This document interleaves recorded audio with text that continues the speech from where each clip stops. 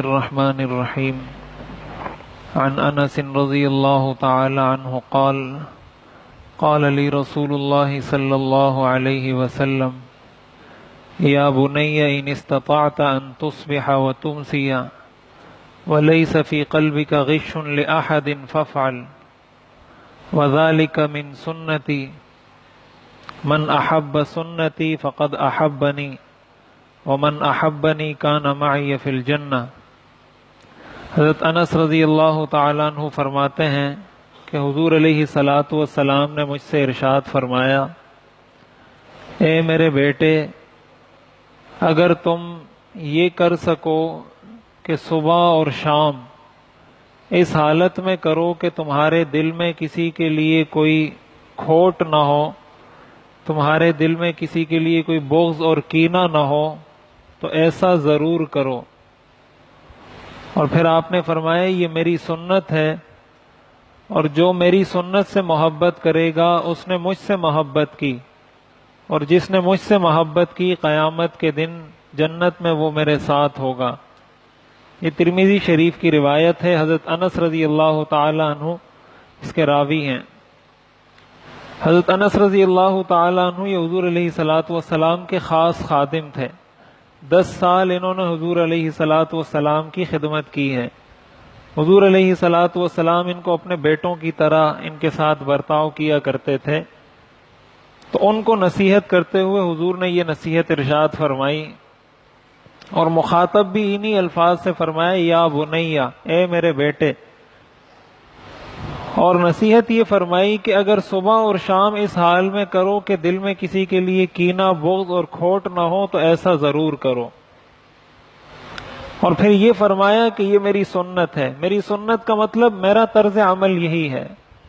حضور علیہ الصلاۃ والسلام نے یہ فرمایا کہ میرا طرز عمل اور میرا طریقہ یہ ہے کہ میری صبح بھی اس حالت میں ہوتی ہے کہ میرے دل میں کسی کے لیے بغض نہیں ہوتا، اور میری شام بھی اسی حالت میں ہوتی ہے کہ میرے دل میں کسی کے لیے کھوٹ اور بغض نہیں ہوتا۔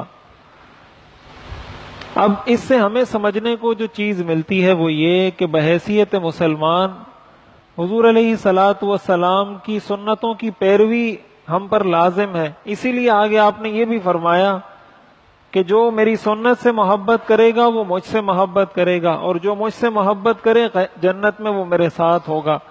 اب ہمیں حضور علیہ الصلاۃ والسلام سے محبت بھی کرنی ہے، ہمیں حضور علیہ الصلاۃ والسلام سے محبت کا دعویٰ بھی ہے، تو وہ دعویٰ سچا اس وقت ہوگا جب ہم حضور کی سنتوں سے محبت کریں گے، حضور کے طریقے سے محبت کریں گے، حضور نے ہمیں جو تعلیمات دی ہیں ان تعلیمات سے محبت کریں گے۔ انہی تعلیمات میں سے ایک تعلیم یہ ہے، دیکھیں زندگی میں انسان کے اوپر ہر طرح کے حالات آتے ہیں، کبھی وہ خوش ہوتا ہے، کبھی پریشان ہوتا ہے، کبھی کسی کے ساتھ کوئی اچھا معاملہ ہوتا ہے، کبھی کوئی برا معاملہ ہوتا ہے، کبھی گھر میں سکون کی زندگی ہوتی ہے، کبھی پریشانی کی زندگی ہوتی ہے۔ یہ ہر انسان کی زندگی کے اندر یہ ساری چیزیں شامل ہوتی ہیں۔ ایک مسلمان اگر سیرت اور سنت کے مطابق زندگی گزارے، اس کا طرز عمل یہ ہوتا ہے کہ وہ ان ساری چیزوں کو دیکھ رہا ہوتا ہے، یہ ساری چیزیں اس کو پیش آ رہی ہوتی ہیں، اور ان ساری چیزوں کو وہ ڈیل بھی کر رہا ہوتا ہے۔ مثال کے طور پر آپ کا کسی کے ساتھ کوئی کاروباری معاملہ ہے اور کوئی آپ کی گڑبڑ چل رہی ہے، تو ٹھیک ہے، آپ صبح اس سے ملیں گے، اس سے آپ بات کریں کہ بھائی آپ میرا پیسہ کیوں نہیں دے رہے، یا آپ مجھے مال کیوں نہیں دے رہے، یا آپ مجھے سپلائی کیوں نہیں کر رہے، جو بھی آپ کا مسئلہ ہے وہ کریں۔ لیکن یہ سارے کے سارے معاملات آپ کے دن ہی دن میں رہیں۔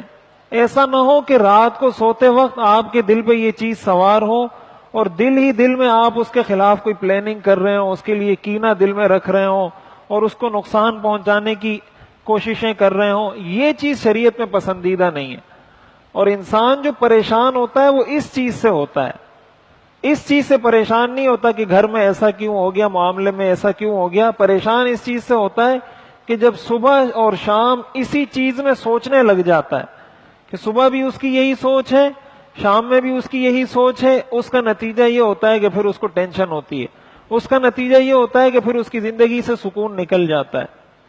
تو اگر یہ، اور حضور علیہ الصلاۃ والسلام کو اللہ تعالیٰ نے یہ کمال عطا فرمایا تھا کہ آپ کے دل میں کسی کے لیے کوئی بغض ہوتا ہی نہیں تھا، آپ کی یہ سنت تھی کہ آپ سب کو معاف کر کے سوتے تھے۔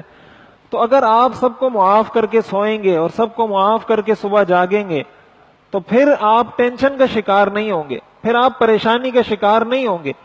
اور اگر اس کو حضور علیہ الصلوۃ والسلام کی سنت سمجھ کر کریں گے تو ایک تو زندگی میں سکون آئے گا، دوسرا سنت پر عمل کرنے کا ثواب ملے گا، اور تیسرے نمبر پر اسی حدیث کے مطابق حضور کی محبت کا ثواب بھی ملے گا کہ ہم سنت سے محبت کر رہے ہیں، اس کا مطلب حضور سے محبت کر رہے ہیں. حضور سے محبت کرنا خود ایک ثواب کا کام ہے. یہ سارے ثواب بھی ہمیں حاصل ہوں گے، زندگی میں ہمیں سکون بھی حاصل ہوگا.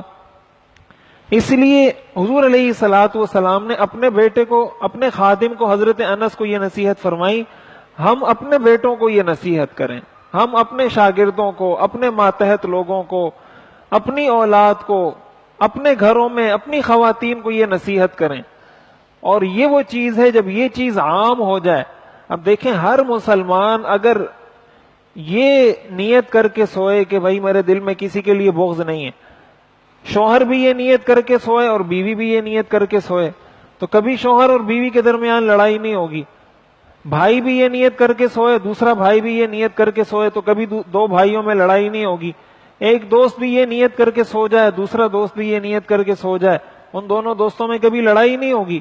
لڑائیاں تو ہوتی اسی وجہ سے کہ دل ہی دل میں ہم پکا رہے ہوتے ہیں. ایک دم جب لاوا پک جاتا ہے اور پھر جب نکلتا ہے، پھٹتا ہے، تو پھر اس کے اثرات بہت بھیانک ہوتے ہیں اور خطرناک ہوتے ہیں.